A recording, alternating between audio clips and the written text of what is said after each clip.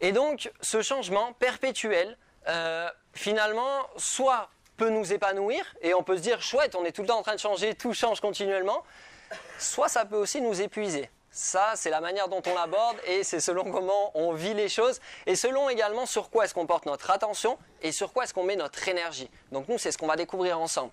C'est que finalement, ça peut être, le changement peut être une voie d'épanouissement, ou une voie d'épuisement.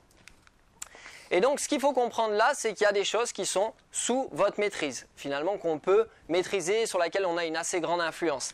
Et il y a des choses qui sont complètement en dehors de votre maîtrise, en dehors de votre influence. Et ça, il va falloir, nous, qu'on arrive à très rapidement le différencier, puisqu'on va voir que c'est la source de l'épanouissement ou de l'épuisement. Finalement, ce qui est sous notre contrôle, là, on va en parler rapidement, parce que vous allez voir que c'est des bases, après on le développera. Ce qui est sous notre maîtrise, c'est finalement nos pensées, ce à quoi on pense continuellement. Les scientifiques nous donnent l'information qu'on a environ 60 000 pensées par jour. 60 000 pensées par jour, c'est énorme. Et on a une influence là-dessus, qui est assez grande. Vos émotions sont également sous votre maîtrise. Vos réactions émotionnelles sont moins sous votre maîtrise. Par contre, vos émotions, oui. Si là, on va le faire tout à l'heure, si on prenait 1 minute pour créer une émotion, on y arrivait assez facilement. En modifiant votre posture, peut-être avec un petit sourire, peut-être avec certaines pensées. Vous allez voir que des émotions, c'est assez facile à créer. D'accord ? Par contre, quelqu'un qui vient et qui va être hyper négatif avec moi, je ne vais pas contrôler, je ne vais pas pouvoir maîtriser la réaction émotionnelle qui va venir. D'accord ? Par contre, nos émotions à long terme, on se rend compte qu'elles sont finalement sous notre influence. Et nos actions, c'est-à-dire nos comportements, notre communication, nos attitudes, nos réactions par rapport aux autres, par rapport aux situations, par rapport aux événements. Pensées, émotions et actions sont sous notre contrôle et on a un degré d'influence assez important.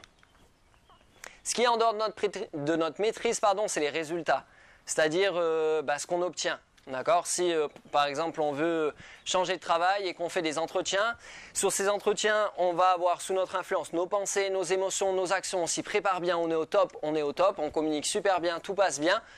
Malgré tout, le résultat reste en dehors de notre contrôle. C'est-à-dire qu'on peut nous dire oui, qu'on peut nous dire non pour telle et telle raison, mais ça c'est finalement en dehors de notre contrôle.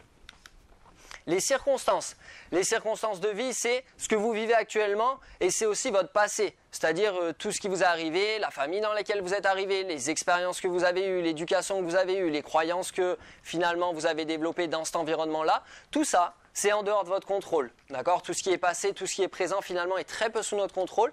Là où on va avoir de l'influence, c'est au niveau du futur et on découvrira comment. Troisième chose qui est en dehors de notre maîtrise, aïe aïe aïe, les autres. Au moins, on le dit dès le début, on est débarrassé. Mais à force, on se dit, ça serait tellement simple que les autres puissent nous écouter. C'est tellement facile pour nous de voir ce que les autres devraient changer, ce que les autres devraient dire, ce que les autres devraient faire. Ça nous paraît une évidence, c'est limpide. Il n'y a que eux qui ne le voient pas finalement. Mais pour nous, c'est la même chose. C'est-à-dire que les autres, souvent autour de nous, arrivent à voir facilement ce qu'on devrait dire, ce qu'on devrait faire, et les habitudes qu'on devrait changer. Par contre, c'est pas eux qui vont avoir du contrôle là-dessus.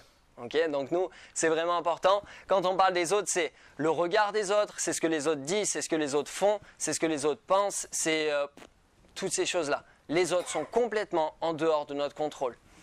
Et nous, on arrive à la conclusion avec ces éléments-là, que si finalement on met notre énergie ici, on va sûrement arriver à s'épanouir. D'accord ? C'est-à-dire plus on va s'intéresser à nos pensées, à nos émotions, à nos actions, et plus on va développer notre degré d'influence par rapport à celle-ci, plus on va s'épanouir, d'accord ?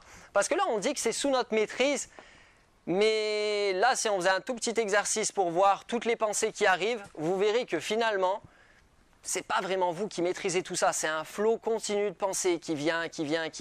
C'est un peu comme si on vous disait, on vous dit, va jouer au tennis. Alors, ce qui est sous ton contrôle, c'est ta raquette, c'est ce que t'en fais, ce qui est pas sous ton contrôle, c'est l'autre et les coups qui te renvoient.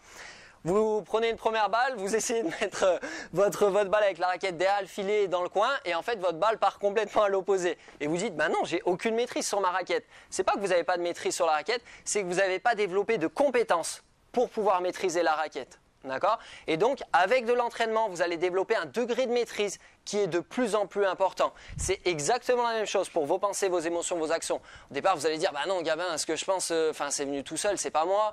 Du coup, mes émotions, c'est pas de moi non plus qui les gère. J'étais vachement triste, mais je voulais pas. Ou j'ai eu vachement peur, ou j'étais vachement stressé, alors que je voulais pas du tout. Parce que le degré de maîtrise que vous avez de vos pensées, de vos émotions et de vos actions ne sont pas encore tout à fait développés. Vous pouvez aller encore plus loin et on verra comment tout à l'heure. Si vous investissez de l'énergie ici et que vous focalisez votre attention là-dessus, vous allez petit à petit vous épanouir de plus en plus. Si maintenant vous mettez votre énergie ici, vous allez sur la voie de l'épuisement. Ce qui se passe, c'est que les choses qui sont en dehors de notre maîtrise, souvent, c'est celles qu'on essaye de changer. C'est-à-dire qu'on essaye de changer les résultats, les circonstances et les autres. D'accord ? Simplement pour ne pas avoir à se regarder, parce que c'est un processus qui est assez difficile au départ si on n'a pas les outils. Et de se dire finalement, peut-être que moi, il y a des choses que je peux améliorer. Se remettre en question, c'est pas évident pour l'être humain. Donc nous, naturellement, on aurait tendance à vouloir changer ça, ça serait tellement plus facile. Sauf que si vous mettez de l'attention et de l'énergie sur ces choses-là, et que les résultats que vous voulez n'arrivent pas, que les autres ne font pas ce que vous voulez, vous allez du coup ressentir une très légère frustration ou irritation, vous voyez, et ce très léger va se transformer de plus en plus en quelque chose d'énorme, qui va se transformer en colère, qui va se transformer en rancœur, en rancune, en jalousie, en plein de choses, et notamment des émotions qui vont venir vous vider, qui vont venir vous épuiser, d'accord? Donc nous, l'idée c'est vraiment de venir mettre notre curseur d'action, de focalisation sur les éléments qui sont sous notre maîtrise. Ça va pour vous ça? Ouais, super. Et donc Marc Lévy a une phrase qui résume très bien cette idée-là, qui est « Ayez la sérénité d'accepter ce que vous ne pouvez pas changer, le courage de changer ce que vous pouvez changer, et surtout la sagesse d'en connaître la différence. »